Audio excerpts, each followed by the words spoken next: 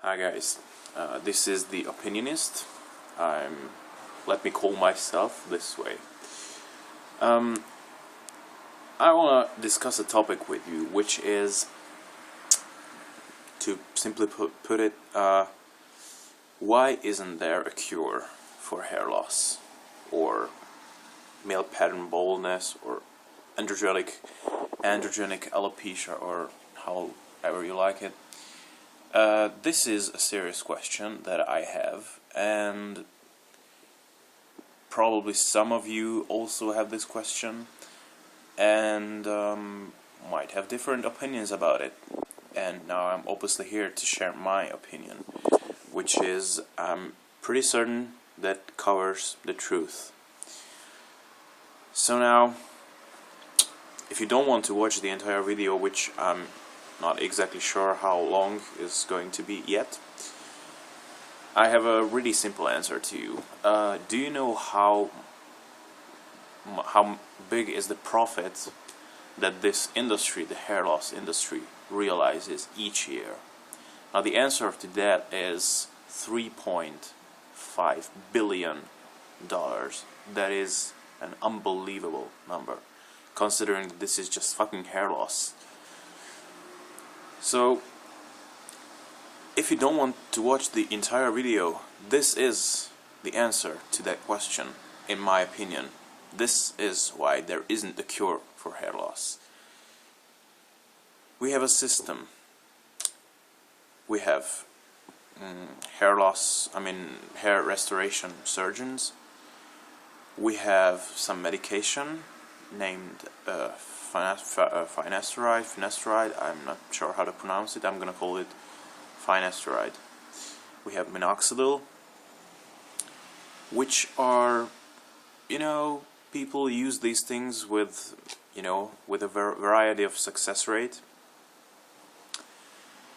There are the hair restoration surgeons, which also treat people with different success. For some people, it changes their lives in a really good manner. For other people, it destroys their lives completely. It's the same thing with finasteride. For some people, it changes their lives, and in a really good way, with no side effects. And the only positive side effect is just a lot of hair. For other people, it completely destroys their lives, makes them impotent. Erectile dysfunction, like washes out any kind of sexual desire from their brains, and horrific horror stories that you can read on the internet.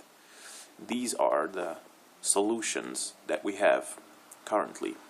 Now, these solutions are actually been pretty much the same since around 1997. Well, obviously the surgical methods and stuff like that improved some, but finasteride and minoxidil has been on the market since then, and also ketoconazole shampoo, which it seems to be a legitimate solution for hair loss. But why isn't there a real cure? Well, just let me fill in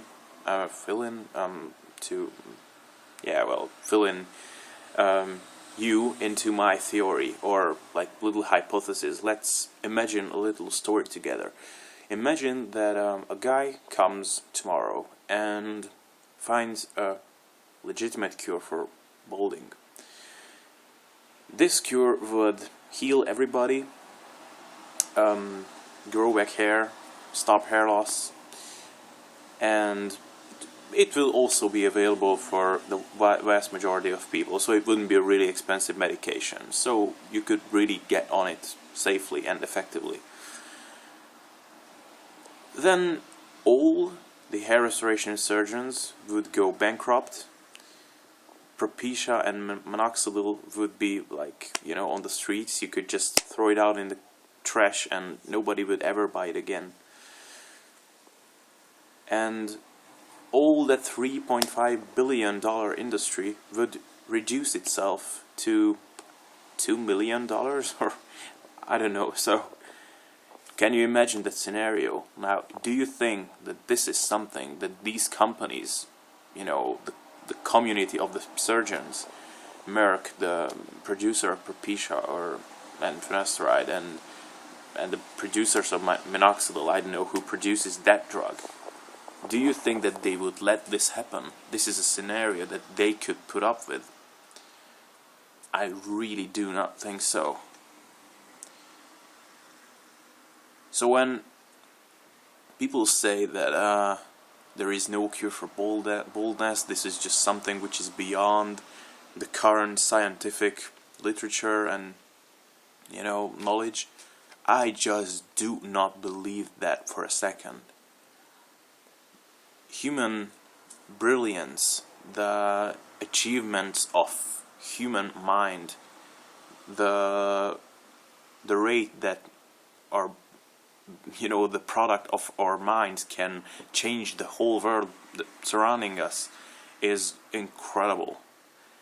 Even when I'm just playing with my fucking Xbox, it's just a piece of pure human brilliance. This is unbelievable technology that human brain produced. We have pretty good developments in, I don't know, stem cell, you know, replacements and stuff.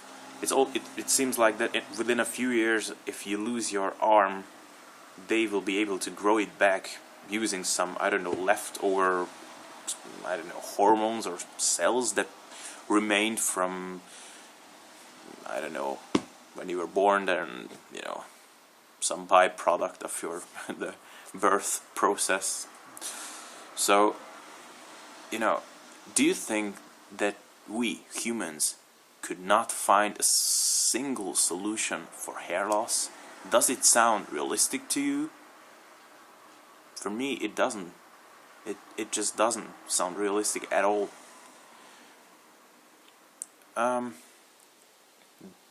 You know, I love The Bold Truth. This is a really good show. I love how Spencer Kobren introduces each week the show, the introduction theme of the show is great. That's always my favorite part from the whole show. And he always says that when he was in his, I don't know, mid-20s, 30s, and all the hair restoration surgeons wanted to make him to get into a surgery and make him to wear some hair pieces and stuff. And he said that, okay, wait, I need to take a step back. I need to look over the facts, and there has to be something else. This cannot be right, that I have to go under a surgery when in my mid-20s. And he did make a step back, started to use finasteride, and the drug just changed his life. And he wrote his books, the Bold Truth. He made this show, The Bold Truth, also. He founded the American Hair Loss Association. And it was over 2 decades ago. And this is almost fucking 2013. And I think that this might be a time for us people, hair loss sufferers, to take a step back again, because this just cannot be right. It cannot be right that the only solutions that you have for hair loss is taking medication which might, I don't know, make your dick fall off and kill your sex life, and basically you have to pay a Russian roulette with your sex life. It's a controversy about that. Maybe it's just a psychological thing that these guys who are claiming that it destroyed their sex life is, you know, maybe it's just a psychological thing behind that. But yeah, psychological things can screw up your sex life for a really, really long time. Maybe permanently in some cases. This drug has a pretty good potential to destroy your sex life. However, the mechanics of the drug is making it's in effect on your body. Nobody exactly knows that, which I also don't believe for a second, but whatever. And there has to be something else other than putting that fucking minoxidil on your head, which causes you these bags below your eyes and making you look like you haven't slept for 2 days, and I don't know, causing dizziness. And anyway, also people are saying that, you know, we still don't know how minoxidil regrows hair. Can you believe that for a second? Does it sound feasible to you? I'm studying environmental science. We learn about the mechanics of the human body in such detail that it's almost unimaginable how we got that far with science. And do you believe that they cannot determine how this drug, this matter, this minoxidil thing affects your scalp? Do you think that is true? Of course it's not. And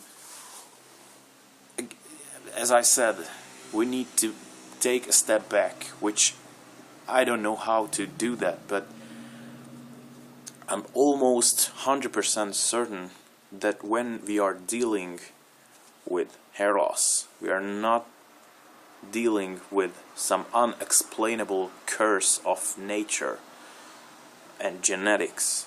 We are actually dealing with the eternal evil nature of humanity. The fact that there is no good money in curing a disease, but there is a really, really good money in treating a disease with a semi-effective but certainly not permanent solution.